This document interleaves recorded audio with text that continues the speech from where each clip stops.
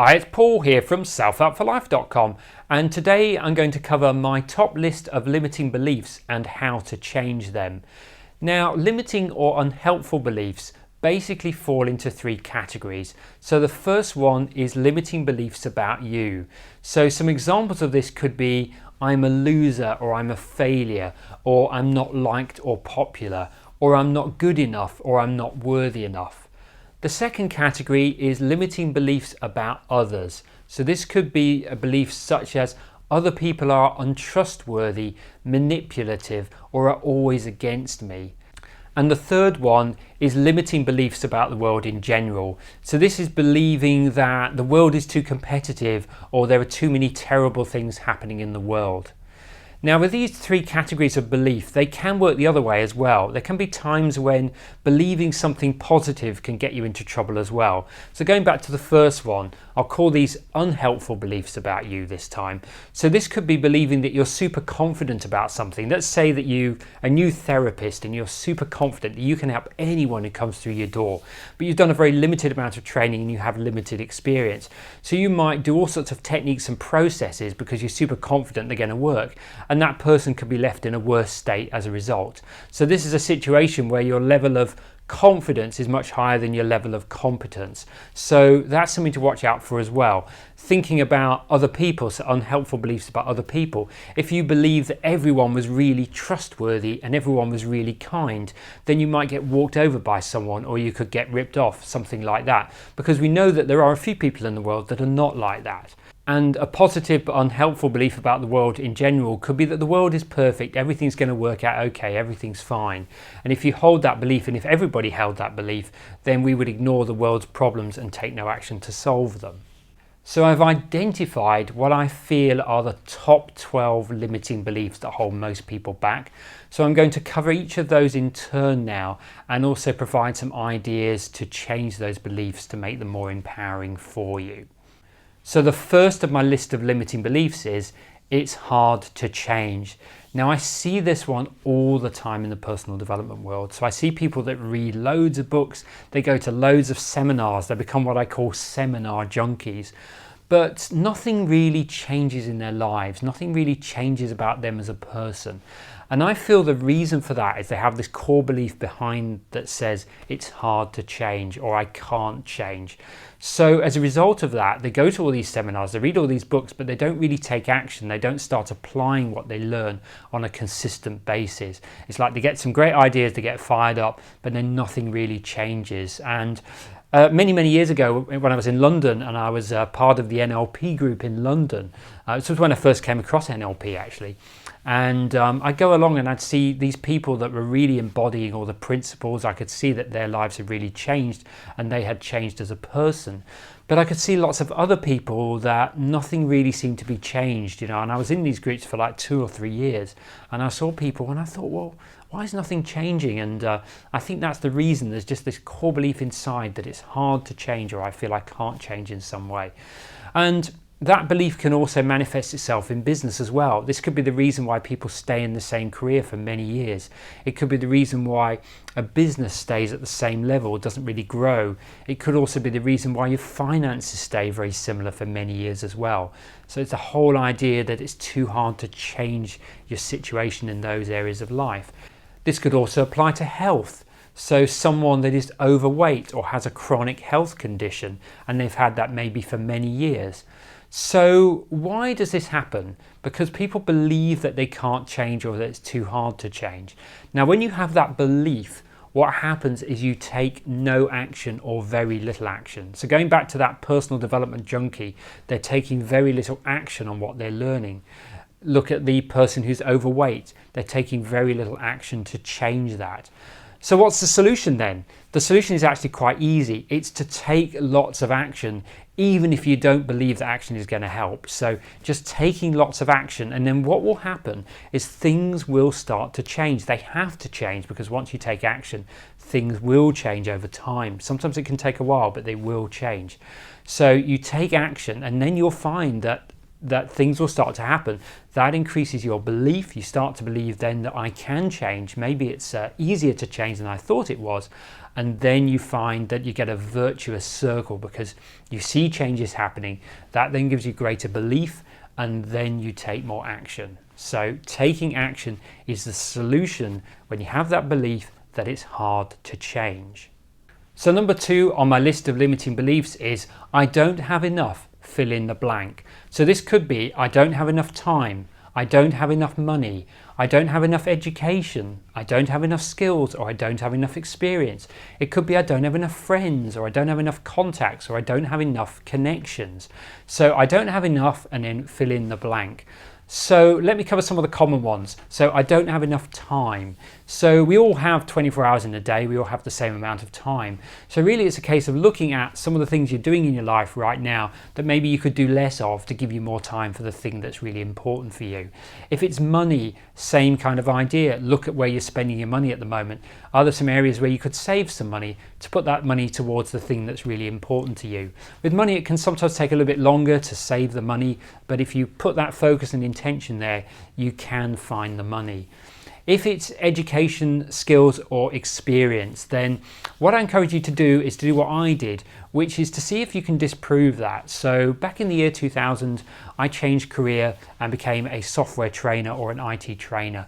And for 3 months, I decided to apply for jobs even though I had no experience or skills in that area. I had some sort of relevant public speaking skills, but nothing in the technology area. And I applied for a number of jobs, and I did, I think after about 6 weeks, get a great job in a law firm as an IT trainer. Now, had I not done that after 3 months, I would have then gone and got a qualification, but I didn't really want to spend the time, and I didn't really want to invest the money either. So that was why I set that goal. So if you feel that you don't have enough qualifications, skills, or experience, then give yourself 3 months to see if you can prove yourself wrong. And then after that time, you can go ahead and invest in getting qualifications or gaining additional skills or experience. Another thing you can do is look for people that have achieved success without these. This can help increase your belief. So either look for people you know or go online and look for success stories of people that have achieved what you want to achieve but didn't have what you feel or believe that you need to have to achieve that. And what you're really doing here is you're looking for contrary evidence. You're looking for evidence that goes against that belief. And this is a great thing to do with any limiting belief. So look for contrary evidence. Look for evidence that's going to disprove that limiting belief. So next on my list of limiting beliefs is I am not fill in the blank enough. So this could be I am not good enough, I am not smart enough, or I am not intelligent enough. So this one is more about the internal qualities or personality traits that you feel you don't have. It is similar to the previous one, but that was more about a lack of external things like time, money, or qualifications. So for this one, a great question to ask is, how do I know? How do I know? And you will find that this is a very difficult question to answer. And that is a good thing, because in reality, you don't know. You don't know that you're not good enough. You don't know you're not smart enough. You don't know that you're not intelligent enough. Another great thing to do is to ask yourself, well, what do I have? So what do I have? Maybe you have great motivation. Maybe you're great with people. Maybe you're a deep thinker. So ask yourself, what do I have? What skills and qualities do I have that are probably as important for achieving whatever it is you want to achieve? So that can be a great way to help you knock that limiting belief out. So number 4 on my list of limiting beliefs is I am not worth it. Now this belief can cause issues in many areas of life, especially love and relationships. So feeling you're worthy of love or worthy of a particular person, it can make it harder to ask for a pay rise, and it can also make it harder to charge what you feel your services are worth if you run your own business. So it can also lead to you not being assertive, so not asking for what you want and what you need in life. Now, the belief that I'm not worth it can cause you to procrastinate and not take action. It might mean that you don't go on dates or you don't ask for that pay rise. So often taking action can be a great way to change a limiting belief, as I mentioned earlier. Also with this one, write down all your strengths, all the things that you're good at. Focus on what you can give to others, what value you can give to others. Remember that everyone has unique skills, qualities, and personality traits that are valuable to other people. And then another thing with this one, this belief that I'm not worth it, go back to childhood and see if you can identify where that belief came from. So sometimes this can come from something that happened in childhood. And once you identify what that is, you can sort of reframe that in some way, and that can help you overcome that limiting belief. So number 5 is there is never enough money. Now, when I was a child, my parents were both teachers, and it seemed like we were always a little bit in debt. Not a lot in debt. It just seemed like there was more month than money, and my dad's bank account was always that little bit overdrawn by the end of the month. So, and they would work in the evenings. They do extra teaching in the evenings to bring in some more money. So I sort of really identified as a child that money's hard. You know, there's never enough money to go around. And that continued then into my student days. You know, being a student was quite hard as well. And in even the first couple of years of working, you know, when you first start working and you don't have experience, you're on quite a low salary. So a lot of things around life, you know, probably up to the age of 30, often really support the belief that there's never enough money. So with this one, it's really down to mindset.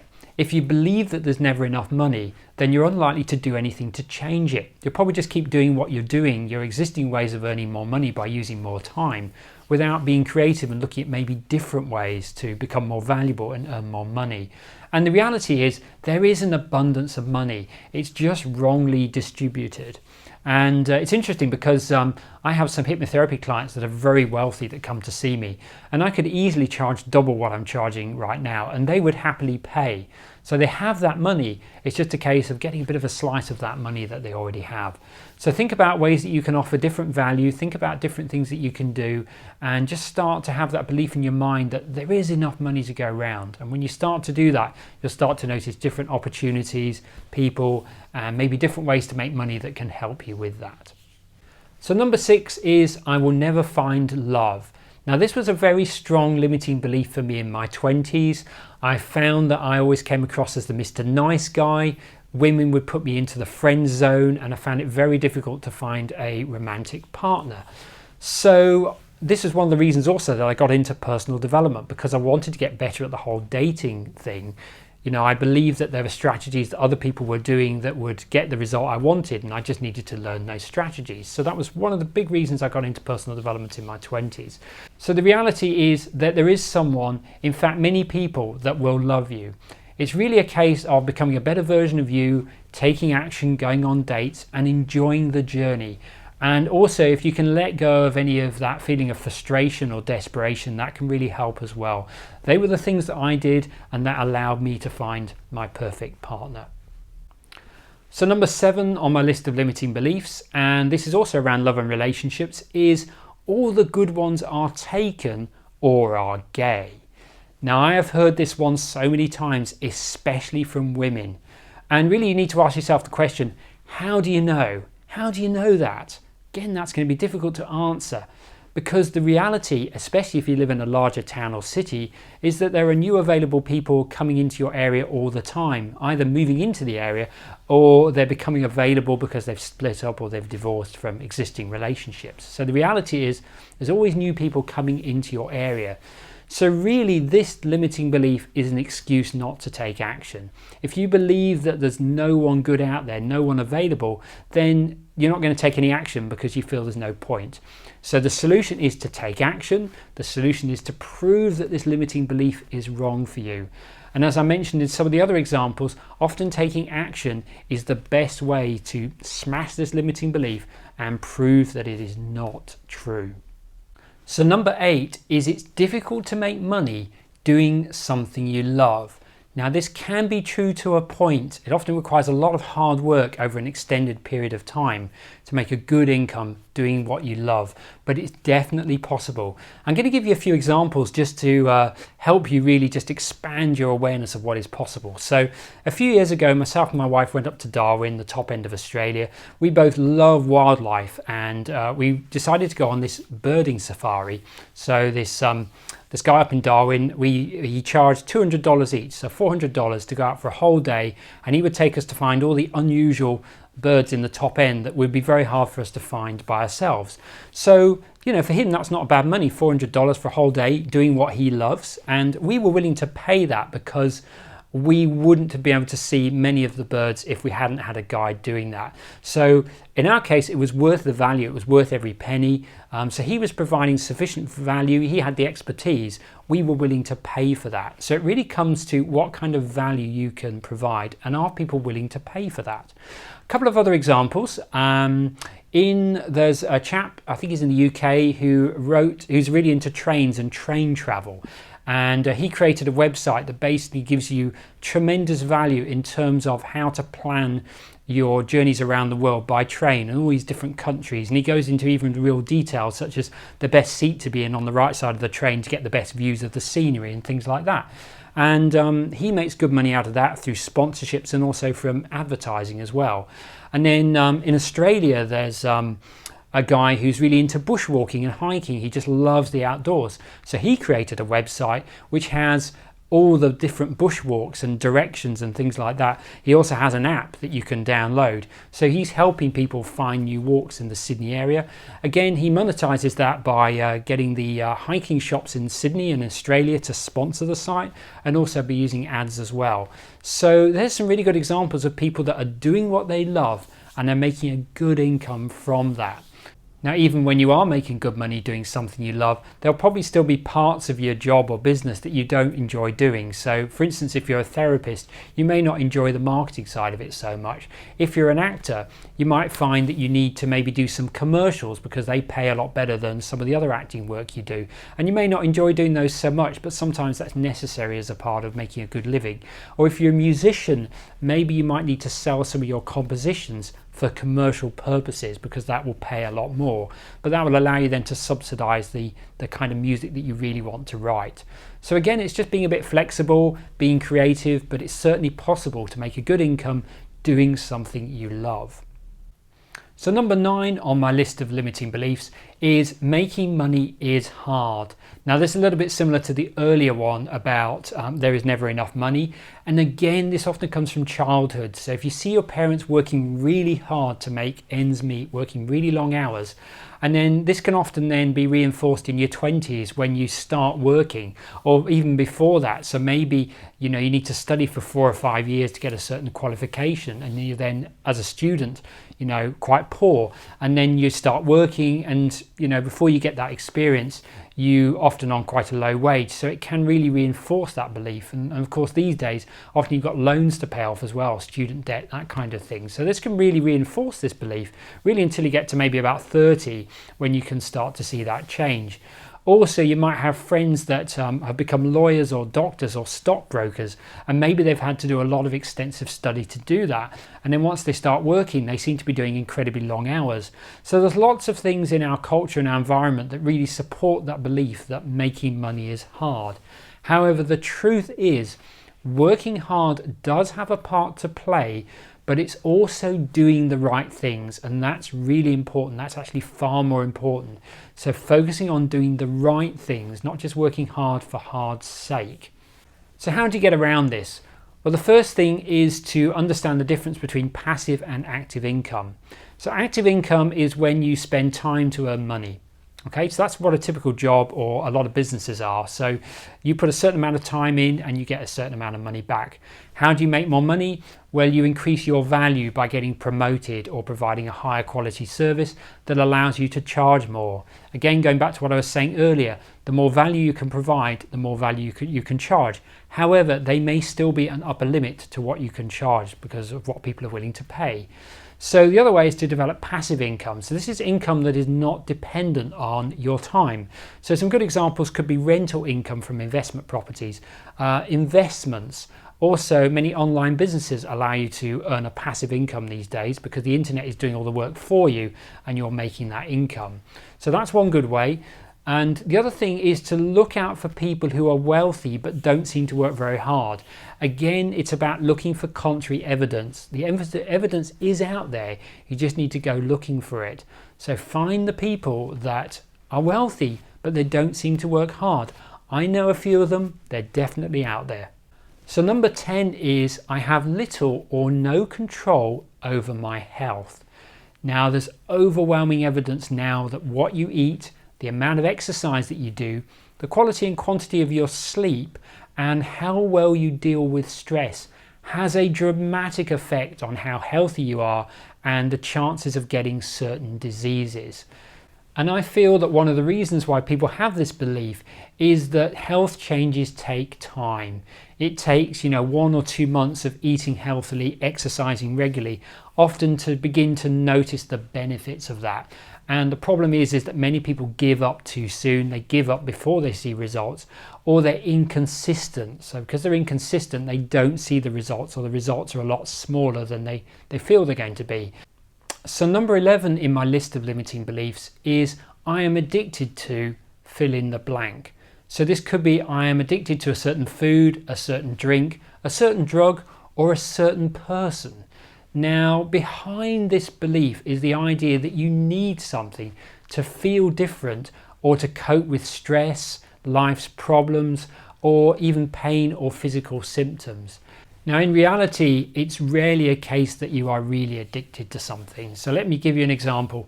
Let's say you're on a plane and you're a smoker. It's a 12-hour flight and you feel you're addicted to cigarettes. Okay.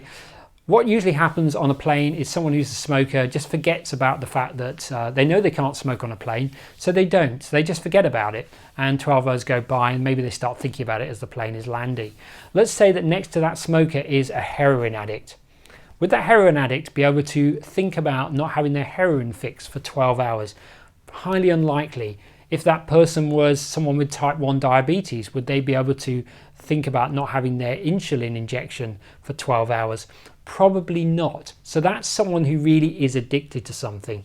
In most cases though, it's just a habit, and that's often a good way to work it out, is can it pass the 12-hour flight test? If it can, it's more like a habit. So one thing you can do is remove your sense of identity towards that belief. So let's say you say things like, I am a comfort eater, or I am an emotional eater, or I am an alcoholic. When you say things like that to yourself, you're strengthening that habit as being part of your identity. So a good way to do that is to think about all the other great things you are. So maybe you're a great mother, a great father, maybe you're a great parent, maybe you're a great salesperson or accountant or IT professional. So think about all the other things that you are that are really part of your identity, and then that old idea of I'm a comfort eater or I'm an alcoholic seems a very much smaller part of who you really are. So that's a great thing to do. Notice all the other identities that you have, and that will diminish that sense of identity with whatever it is that you feel that you are addicted to. So number 12, and the last of my list of limiting beliefs, is only after I have fill in the blank, I'll be happy. So this could be only after I've found my soulmate, I'll be happy. Only after I have been promoted, I will be happy. Only after I earn a 6-figure salary, I will be happy. Now, the problem with this limiting belief is it prevents you from being happy right now. That's where the limitation is. And remember that happiness is ultimately a feeling. And you do get happiness from things like these. Of course you're going to be happy when you find your soulmate. Of course you're going to be happy when you're earning 6-figure salary. Of course you're going to be happy when you get a promotion. But what you will find is that over time that happiness will begin to drop as that experience and that thing that you've obtained becomes more familiar. And this is called the Lure of Familiarity. And it's the idea that as you become more familiar and more used to something, your level of happiness and satisfaction drops. So if you want to be happy, this comes more from focusing on the good in your life, not comparing yourself with other people, being grateful for what you already have, being present in your relationships and really enjoying the small things about a relationship, and also having healthy habits, so eating well, exercising regularly, and getting plenty of sleep. So they're really the things that give you happiness. I certainly find in my life it's often the little things that give me that sense of happiness. It's not always those big goals, because they do become familiar. So these were my 12 top limiting beliefs and a few ideas on how to change those and make those more positive and empowering. If you enjoyed this video, please do give it a thumbs up, please do give it a like, and do leave a comment below. I'd love to hear what you think. And do subscribe to this channel if you haven't already, and click the bell notification. That way you will always be notified whenever I release new videos. And if you haven't already, do go and check out my website. That's selfhelpforlife.com. On my website you will find the written versions to many of these videos and also a link to my podcast and social media channels. So I'd like to thank you for taking the time to watch this video, and I look forward to sharing more great content with you very soon. Bye for now.